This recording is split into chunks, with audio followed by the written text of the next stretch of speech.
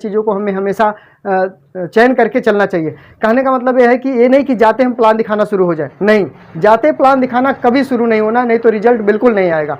तो क्या करना होगा, जब हम किसी के घर पे जाते हैं, किसी के पास जाते हैं, उनके पास बैठते हैं, उनसे मिलते हैं, बातचीत करते हैं, तो बातचीत में हमें क्या बातचीत करनी है जिससे हमारा ये रिजल्ट फाइनल आए। तो बातचीत में क्या करना है, सबसे पहले हमें नंबर 1 पे क्या पूछना है, काम के बारे में उनसे पूछना है कि आप जो काम करते हैं, कामकाज आपका ठीक ठाक है, बढ़िया चल रहा है। पहले नंबर पे कामकाज के बारे में पूछना है। उसके बाद दूसरे नंबर पर पूछना है परिवार। दूसरे नंबर पर आपको परिवार के बारे में पूछना है। जब आप कामकाज के बारे में पूछेंगे तो बताएंगे हाँ बढ़िया चल रहा, नहीं चल रहा, मद्दा है, तेजी है, कभी काम मिलता कभी नहीं मिलता है, इस काम से मैं थोड़ा बोर हो गया हूँ या परेशान हो गया हूँ, या काम बहुत बढ़िया, कुछ ना कुछ तो बोलेंगे काम के बारे में। पहला पॉइंट। दूसरा, परिवार के बारे में पूछिए उनको कि फैमिली सब ठीक ठाक है, परिवार में सब बढ़िया। तो फैमिली में जब कोई दिक्कत होगा, कोई परेशानी होगा, तो वो नहीं बोलेंगे ठीक है, बोलेंगे सब तो ठीक है लेकिन ये चीज़ थोड़ा सा इस तरह हो गया, ऐसे हो गया, वैसे हो गया। तो इसका मतलब समझिए, आपको पहले पॉइंट पकड़ना है, यानी ये वाला, आपको ये वाला नस पकड़ना, उसके बाद आपको काम करना, आपको बीमारी पकड़ना, फिर उस पर आपको प्लान दिखाना, ठीक है। तो जब परिवार के बारे में आप पूछोगे, उनके कामकाज के बारे में पूछोगे, दो चीज़ के बारे में जब आप उनसे पूछोगे तो आपको कोई ना कोई उसमें से एक निष्कर्ष निकल करके आएगा, ठीक है। उसके बाद आपको तीसरे नंबर पे जो बात करनी है, तीसरे नंबर पे कामकाज के बारे में पूछ लिया आपने, परिवार के बारे में आपने पूछ लिया, उसके बाद आपको स्वास्थ्य के बारे में पूछना है। स्वास्थ्य, सभी लोग स्वस्थ हैं, अच्छे हैं सब, किसी को कोई दवाई तो नहीं चल रही है ना, ये भी पूछना है लोगों। देखो हर घर में किसी न किसी कोई न कोई प्रॉब्लम है। तो ये 3 चीज़ पर जब बात करोगे, कामकाज के बारे में पूछोगे, यहाँ मैं लिख देता हूँ कामकाज, यहाँ मैं लिख देता हूँ कामकाज के बारे में पूछोगे, उनके फैमिली के बारे में, परिवार, आजकल कौन किसी के परिवार के बारे में पूछता है, कोई किसी के परिवार के बारे में, सब अपने अपने मस्त है। तो परिवार के बारे में पूछना है। उसके बाद स्वास्थ्य पूछना है, सभी लोग स्वस्थ हैं, तंदुरुस्त हैं, सब निरोग हैं, किसी कोई लंबे समय दवाई तो नहीं चल रही है, ऐसा तो कुछ नहीं, ठीक है, बढ़िया।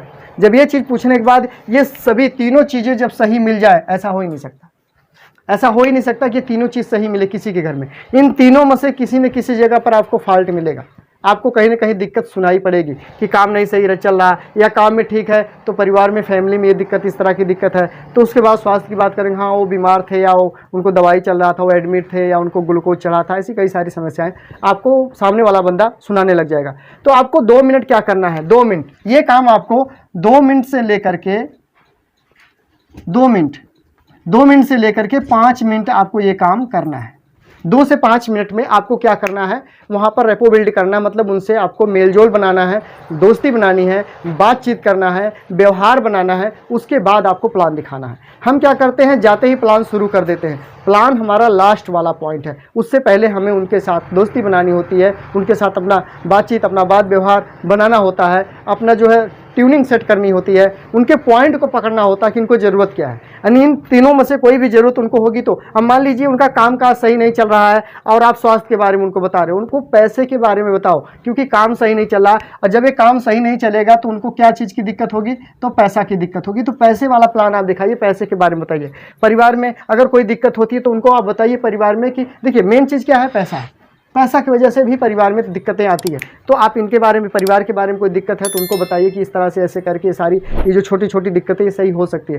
कोई किसी का स्वास्थ्य खराब है तो उनको प्रोडक्ट की जानकारी दीजिए, जो आपके पास प्रोडक्ट है उस प्रोडक्ट की जानकारी उनको सही तरीके से बताइए कि ये जो आपकी समस्या बार बार आ रही है, या बार बार आपके परिवार में दिक्कतें इस तरह की हो रही है, ये मेरे हिसाब से ठीक हो सकती है अगर आप इस तरीके से प्रोडक्ट यूज करते हैं तो ये सारी बातें बतानी। उसके बाद उनको लास्ट में प्लान दिखाना होता है। हम क्या करते हैं, जाते प्लान शुरू हो जाते हैं, कंपनी, कस्टमर, रिटेलर, होलसेलर, ये वो नहीं सुनेगा।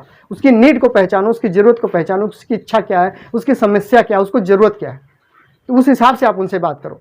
इस तरह से अगर आप बात करते हो तो आपका रिजल्ट 100% आता है। लेकिन हम नए में होते हैं, जाते बस हमारे पास एक कंपनी है, हमारे पास एक प्रोडक्ट है, ये इस तरह से इसे आता है, बिचौलियों को इस तरह बाहर निकाल दिया जाता है, उसके बाद ये पैसा हमें घुमाकर हमको दे दिया जाता है। नहीं सुनेगा कोई आपके प्लान को, बोर हो जाएंगे। बस 6 फायदे बताओ, आपकी आईडी तुरंत लग जाएगी। 7 फायदे, जैसे यहाँ बताना कि एक तरफ RCM का दुकान है और दूसरे तरफ आपका बाजार है, दूसरे तरफ ये भी किराना स्टोर, ये भी किराना स्टोर। यहाँ पे आप सामान लोगे तो आपको 100% सामान हमेशा शुद्ध मिलेगा। शुद्ध मतलब 100% शुद्ध, बाजार में नहीं है। दूसरे नंबर का फायदा आपको शुद्ध क्यों, क्योंकि आपके नाम से पक्का बिल मिलेगा। क्या पक्का बिल बाजार में मिला? नहीं मिला, पक्का बिल बाजार में नहीं मिला। नंबर 3, जो भी सामान खरीदोगे 10% से लेकर 20% आपको डिस्काउंट छूट मिलेगा। क्या बाजार में है? नहीं मिलेगा।